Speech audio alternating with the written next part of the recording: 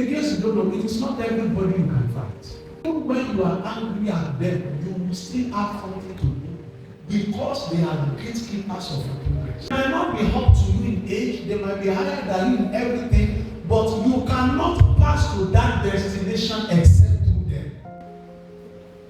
Christians will fight a lot. We condemn people a lot. We bully people a lot. I will encourage only my disciples to build relationships. Build your marriage.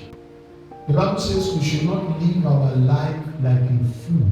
Live your life like a wise person.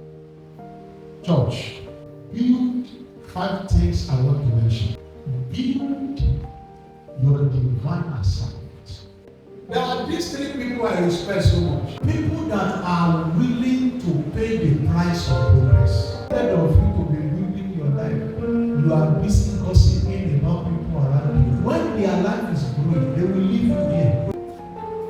I've never seen a single person that succeeded. The prophet Samuel could not recognize David because he was in the bush. That's your faith as you pray. This month of March, begin to build some lapses in your life. Rebuild